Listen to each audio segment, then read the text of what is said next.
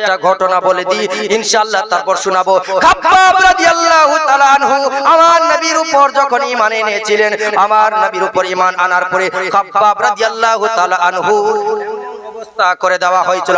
হযরতে খাব্বাব রাদিয়াল্লাহু তাআলা আনহু ঈমান আনার পরে যেন হযরতে খাব্বাব রাদিয়াল্লাহু তাআলা আনহু এক রাস্তা দিয়ে চলে যাচ্ছেন। খুব দুঃখের কথা বলছি, শুনুন মন প্রাণ দিয়ে। যদি ঈমান তাজা থাকে চোখের পানি টপ টপ টপ করে বেরিয়ে আসবে। হযরতে খাব্বাব রাদিয়াল্লাহু তাআলা আনহু রাস্তা দিয়ে যেন চলে যাচ্ছেন বাবা।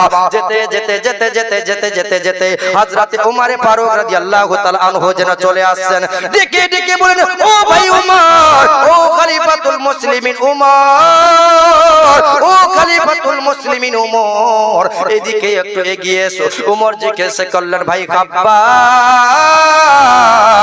আমি ওমর জানতে চাই তুমি কেমন আছো, তোমার অবস্থা কি বলো বলো। খাব্বাব কোনো কথা বলে না, শুধু চোখের পানি ছেড়ে দিয়ে কান্না করে। খাব্বাব বলে না, খলিফাতুল ও মুসলিমিন ওমর, ও খলিফাতুল মুসলিমিন ওমর গো, শুনে নাও শুনে নাও শুনে নাও, আমার নবীর উপর যখন আমি খাব্বাব ঈমান এনেছি, আমার উপর কি পরিমাণ না নির্যাতন হয়েছে। হযরতে খাব্বাব রাদিয়াল্লাহু তাআলা আনহু খলিফাতুল মুসলিমিন ওমরকে ডেকে ডেকে বললেন, ভাই ওমর,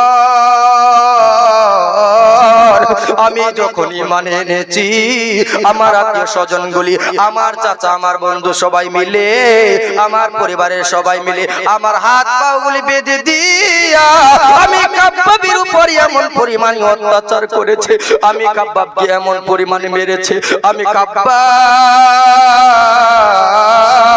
আমার নবীর মহব্বতে নিজের জীবন দিতে রাজি। ভাই ওমর, ওমর বলেন, খাব্বাব, ও খাব্বাব কান্না করিও না, কান্না করিও না। খাব্বাব চোখের পানিগুলি ছেড়ে দিয়ে কান্না করে আর ডাক দিয়ে বলেন, ভাই খলিফাতুল মুসলিমিন ওমর, আমি খাব্বাব ঈমান আনার পরে আমার উপর এত নির্যাতন করেছে। ও ভাই ওমর, দেখো দেখো আমার পিঠে পাঞ্জাবিটা উঠাইয়া দেখো। খাব্বাবের পাঞ্জাবি উঠাইয়া যখন পিঠের দিকে তাকাইয়া দেখে, হযরতে ওমর দেখেন খাব্বাবের পিঠের চামড়া যেন জ্বলে গিয়েছে, মাংসগুলি যেন জ্বলে গিয়েছে। হযরত খাব্বাব রাদিয়াল্লাহু তাআলা আনহু চোখের পানি ছেড়ে দিয়ে কান্না করে আর ডেকে ডেকে বলেন, ভাই ওমর, আমার নবীর উপর যখন ঈমান এনেছি, আমার উপর এত নির্যাতন করেছে, আমার উপর এত নির্যাতন করেছে। গরম শিকল দিয়া আমি খাব্বাবের পিঠের মধ্যে এমন ভাবে লাগিয়েছে, আমি খাব্বাবের যেন চামড়াটা জ্বলে গিয়েছে। ও ভাই ওমর, আমি খাব্বাব তার প্রিয় নবীর কলমা ছাড়ি নাই। আমি খাব্বাব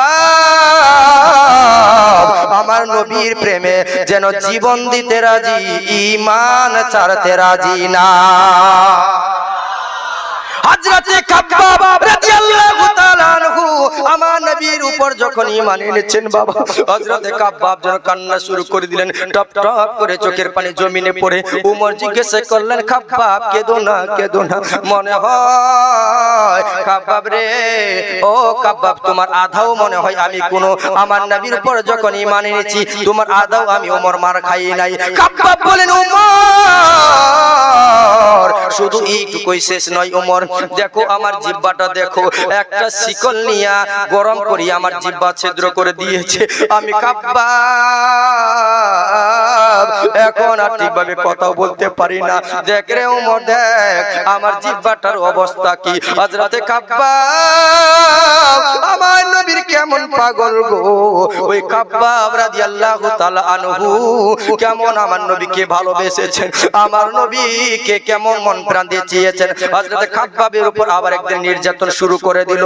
হযরত খাব্বাবের উপর আগুন, গরম গরম আগুন ফেলতে শুরু করলো। হযরতে খাব্বাব রাদিয়াল্লাহু তাআলা আনহু এমন পরিমাণে আমার নবীকে ভালোবেসেছেন, আমরা মুসলমান